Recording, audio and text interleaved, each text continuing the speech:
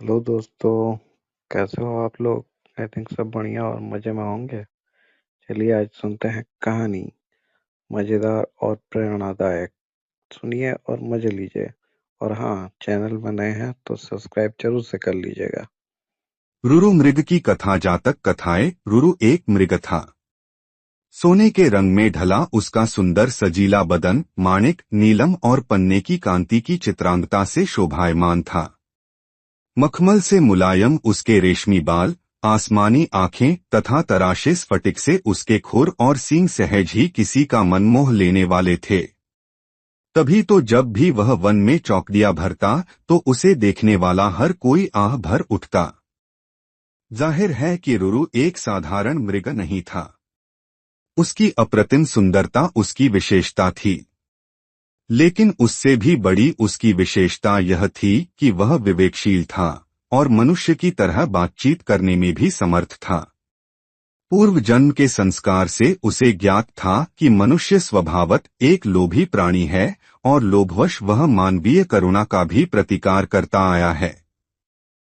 फिर भी सभी प्राणियों के लिए उसकी करुणा प्रबल थी और मनुष्य उसके करुणाभाव के लिए कोई अपवाद नहीं था।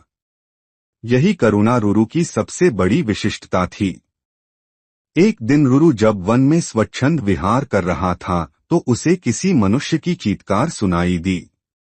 अनुसरण करता हुआ जब वह घटनास्थल पर पहुंचा तो उसने वहां की पहाड़ी नदी की धारा में एक आदमी को बहता पाया।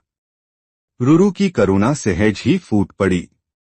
वह तत्काल पानी में कूद पड़ा और डूबते व्यक्ति को अपने पैरों को पकड़ने की सलाह दी।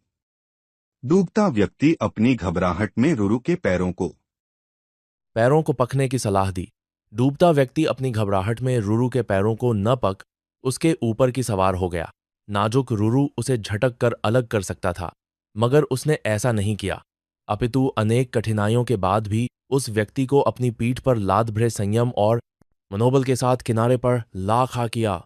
सुरक्षित आदमी ने जब रुरु को धन्यवाद देना चाहा तो रुरु ने उससे कहा, अगर तू सच में मुझे धन्यवाद देना चाहता है तो यह बात किसी को ही नहीं बताना कि तूने एक ऐसे मृग द्वारा पुनर्जीवन पाया है जो एक विशिष्ट स्वर्ण मृग है, क्योंकि तुम्हारी दुनिया के लोग जब मेरे अस्तित्व को जानेंगे तो वे निस्संदेह मेरा शिकार करना चाहेंगे।